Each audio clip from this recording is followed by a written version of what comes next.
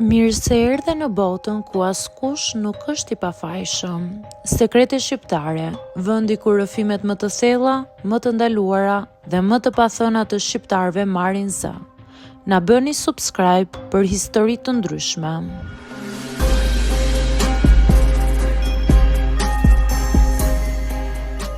Jam 24 vjeçe dhe jetoj me partnerin tim prej 2 vitesh. Në shumicën e rasteve shkojmë shumë mirë, por ka gjëra që më vënë shpeshherë në siklet. Ai ka pritshmëri që unë nuk i ndjej gjithmonë dhe ndonjëherë ndihem sikur nuk po dal dot me to. Nuk është se nuk dua t'i plotësoj shefin, por ndonjëherë më duket se jam në situata që më vënë nën presion dhe të bëj gjëra që nuk dua. Një ditë pas pune, u ktheva në shtëpi e lodhur, e gjeta duke më pritur në divan. Si zakonisht, filluam të flisnim për ditën. Papritma sa i foli për një gjë intime që dëshironte që unë t'ja bëja. U ngrita pak, u bëra e tensionuar sepse nuk ndihem rehat me atë gjë për momentin. Më vjen keq, nuk ndihem gati, i thash. Ai u shtang. Nuk e prisja që do reagonte kështu. Po pse nuk ndihesh gati, më pyeti ai. Nuk ishte ndonjë inat në zërin e tij, por ndjeva një presion. Zemra më rihte shumë shpejt. Nuk ishte se nuk doja t'i plotësoja shefin, por më duhej kohë për të kuptuar veten dhe se çfarë doja unë. Nuk është puna jote, i thash, thjesht nuk ndihem rehat ta bëj. Ai heshti për një moment. Pastaj u afrua dhe më mbajti dorën.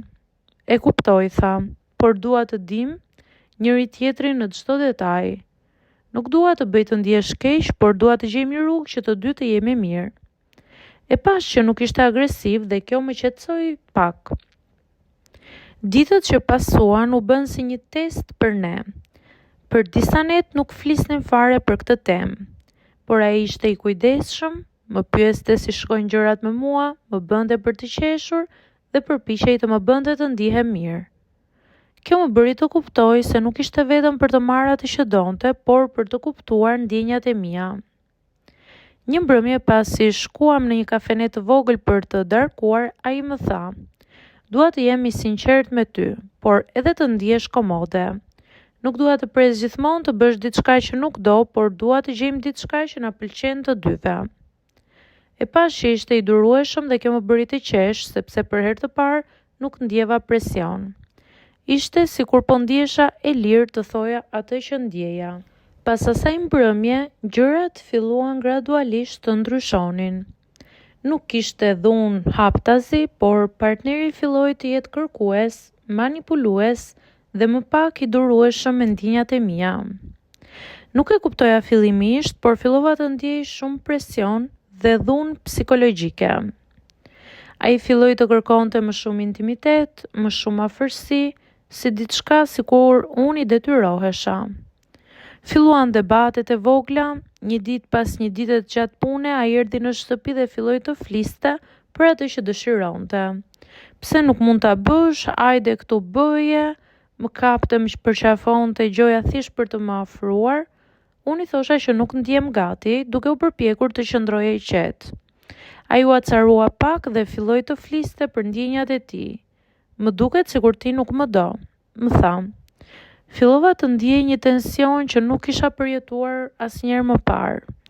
Nuk ishte dhunë, por ishte presion i hapur. Ai filloi të insistoi duke përdorur taktika si qortime të vogla, pyetje që më bënin të ndihesha e fajshme, komplimente që shndërroheshin në fajsime të maskuara. Ishte shumë e lodhshme. Ndonjëherë unë qaja në eshtje pas punës duke u përpjekur të kuptoj pse marrëdhënia që ndihesha e sigurt para pak javësh po bëhej kaq e vështirë.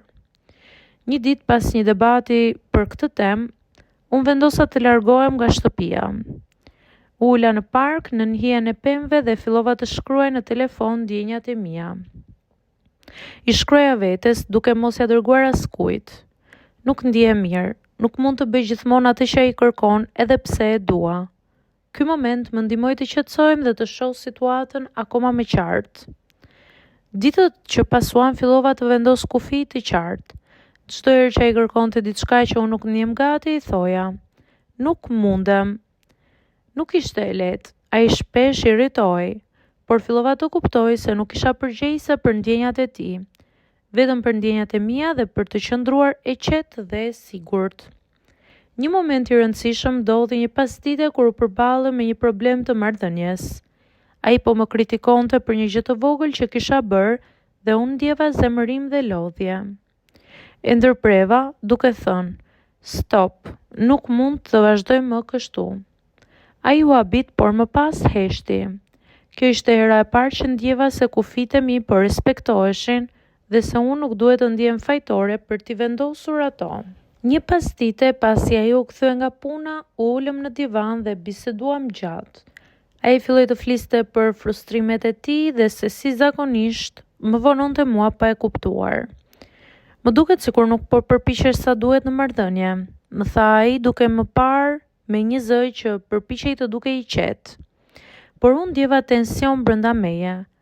Unë përpiqem dhe po mundohem, por ndonjëherë ndjej që nuk po e kuptojmë njëri tjetrin. Ai heshti dhe pash në sytë e tij një farë zhgënjimi. Në atë moment kuptova se diferencat tona nuk ishin vetëm për intimitetin, ishin për mënyrën se si ne e perceptonim respektin dhe bashkëpunimin në marrëdhënie. Nuk ishte faji i dikujt, por thjesht një mospërputhje mes nesh. Ditët kaluan dhe tensioni u bë më i dukshëm. Fillova të ndjej keqardhje kur e pash të lodhur pas punës dhe unë e dija që çdo moment intim për të ishte një presion për mua. Një mbrëmje, ndërsa bisedonim për të ardhmen, vendosa të jem e sinqert. Duhet të ndahemi përfundimisht, i thash duke ndjerë një tronditje. Ai u ngriti habitur dhe më pa me një heshtje të gjatë. Çfarë do të thuash me këtë? Më pyeti. Do të thotë që duhet të kuptoj veten time dhe çfarë dua në marrëdhënie. Nuk dua të vazhdoj më me njëri tjetrin në këtë mënyrë, duke më kërkuar ti gjëra që unë nuk dua t'i bëj. I thash duke u përpjekur të qëndroje e qetë. Ai u ul dhe filloi të fliste me qetësi, por ishte e qartë që ndjenja e zhgënjimit po e pushtonte.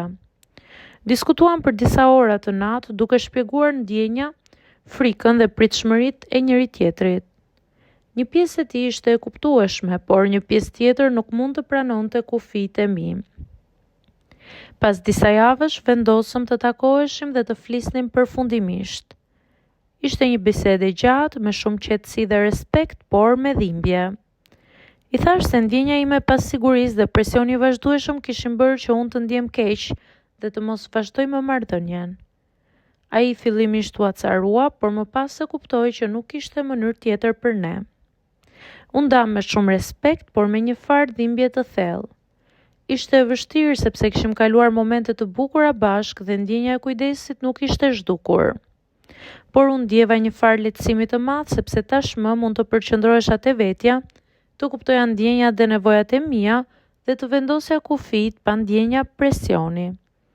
Ditët pas ndarjes ishin më të vështirat.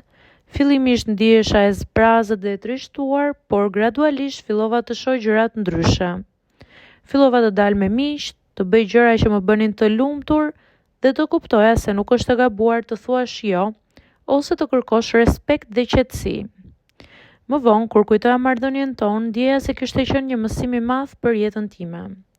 Marrëdhëniet nuk janë vetëm për afërsinë dhe dashurinë, por për respektin, kufijt dhe komunikimin e hapur. Nuk ka gjë më të rëndësishme se sa të ndihesh e kuptuar dhe e sigurt brenda vetes. Dhe kjo ishte ajo që fitova unë nga kjo marrëdhënie, edhe pse përfundoi me një ndarje pa kuptim.